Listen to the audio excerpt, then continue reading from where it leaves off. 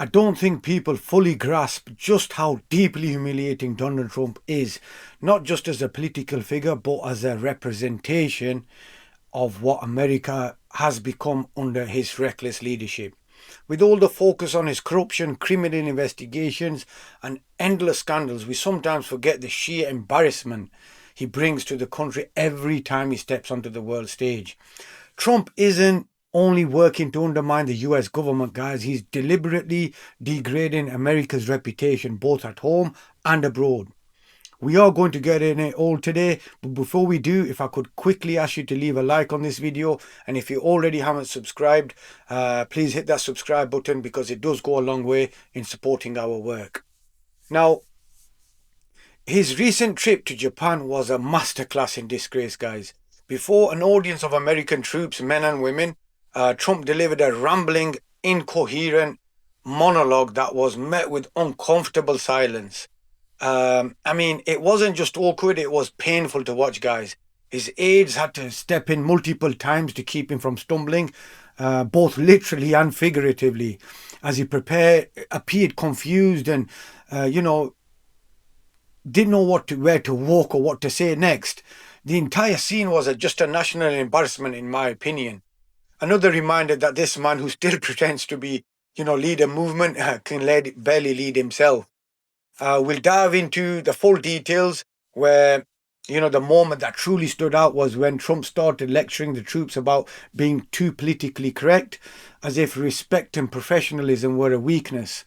It was yet another sad example of his obsession with turning cruelty and ignorance into political strength. And unlike past administrations, we will not be politically correct. You don't mind that, do you?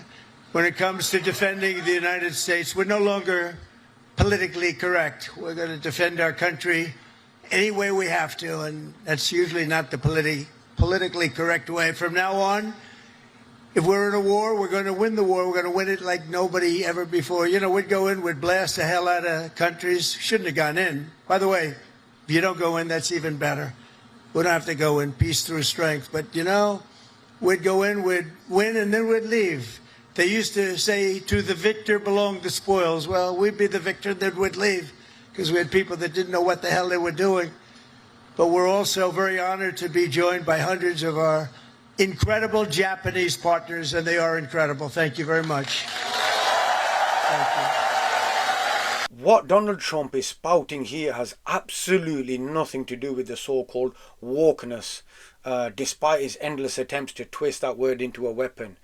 This isn't about culture wars or some imagined attack on masculinity that he and his media allies love to just dramatize for clicks and outrage. What Trump is really doing is far more dangerous. He's trying to convince his followers that the US military, law enforcement and federal agencies exist to serve him politically and personally, not just the Constitution and the American people. Trump has spent years glorifying violence and trying to turn police and military forces into his private, army, encouraging them to ignore their oaths and follow his whims. Now, he doesn't even need to issue formal orders.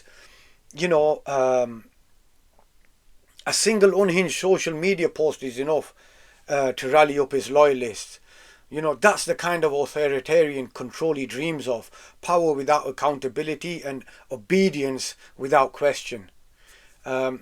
Recently, he even bragged about a $130 million donation from a billionaire to the US military, a blatant illegal move since military funding must come from Congress. It's not for private oligarchs trying to, donate and curry up favors. But legality has never, mattered to Trump, has it, guys? Whilst, service members and their families struggle during the government shutdowns, he was just busy flaunting money from his wealthy backers, treating the armed forces like his personal militia. Trump's goal is terrifyingly clear, guys. He wants that unchecked power to use violence whenever and wherever he pleases, in the international waters, on American streets, against anyone who stands in his way. He's banking on the public being too desensitized to notice, too numb to care. But This isn't about political correctness or patriotism. It's one man's obsession with control, a man so utterly incompetent and delusional that even soldiers trained to shadow respect respect the commander in chief. They sat in stone silence as he babbled along incoherently in front of them. America cannot afford to let Donald Trump turn the military into his personal weapon. He's not a strong leader, guys. He's just a national disgrace, in my opinion. Gulf to what is now known as the Gulf of America. Isn't it nice? They say it now routinely. I heard the news today. The Gulf of America, weather is wonderful. They don't say it with a smile. It's called the Gulf of America. How did that happen, right? And it took me, for many years I said, why is it called the Gulf of Mexico when we seem to have the shore? Well, we do. We have 92% of the shoreline. So I said, when we make it back, not if, when, too big to rig. We made it too big to rig. I said, get out and vote. Too big to rig. Make it that way. I said, I'm going to change it. And one of the first things I did is I changed it. Nobody could even fight it. They tried. We got sued all over the place. We won every suit. And it's now officially the Gulf of America. Isn't that nice? But our sailors have written honor, greatness, and triumph into the pages of history. What you're doing is incredible, and it's an incredible time for our country. On gun decks and flight decks and torpedo rooms and cockpits, the men and women of the Navy have poured out their blood and sweat and tears to defend the land. Seriously, guys, we're back to Trump babbling about some imaginary Gulf of America. That's the level of absurdity and emptiness this man brings. A tired and rambling routine from a has-been president whose administration, was a hollow as it was humiliating. Trump's presidency amounted to little more than fast food binges and tacky remodels and incoherent late-night social media rants. Meanwhile, unfortunately, the real decisions were being made by extremists like Stephen Miller and other far-right operatives pulling the strings behind the scenes. Trump's record speaks for itself, guys. The first president in US history to jet off overseas in the middle of a government shutdown, showing not just detachment from reality, but complete indifference to the suffering of Americans. He was utterly lost, figuratively and literally. During his trip to Japan, he slurred his words, wandered aimlessly, and had to be physically guided by the Prime Minister because he couldn't figure out where to go. The spectacle was mortifying. If any other president behaved like that, it would be dominating every headline. But because it's Trump, most major outlets just shrugged it and just looked the other way as usual. Only a handful of independent media voices have been willing to say what's obvious, guys. Donald Trump is in his visible decline, cognitive decline that is. He's confused, incoherent, and increasingly detached from reality. Yet while his mind deteriorates all over the show, his grip on power just grows stronger. Looks like it. He's hauling out the institutions, turning Republican leaders like Mike Johnson into puppets who surrender congressional authority to him. He's encouraging oligarchs to buy out the press, so the media becomes another propaganda, arm shielding him from scrutiny. Even more alarming, guys, is billionaires close to Trump are funding parts of the military, an illegal dystopian move. That really undermines the constitutional chain of command.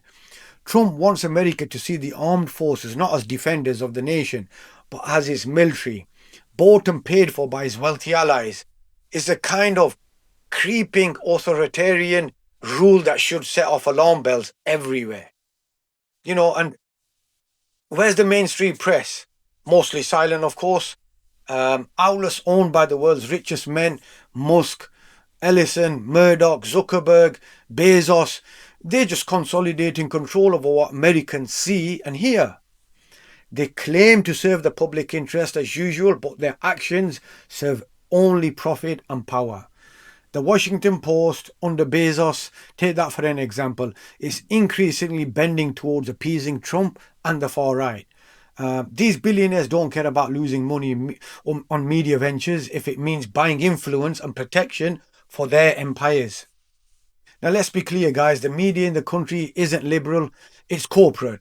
let's say how it is, and it's being weaponized to sanitize corruption and empower authoritarians like Trump. Thankfully, independent journalists and creators still dare to tell the truth that Donald Trump is an embarrassment, a danger, and a man unfit mentally and morally and politically to wield any sort of power. And as always, guys, please hit that subscribe button, leave a like and comment on the video, stay connected, and until next time, I'll see you on the next one.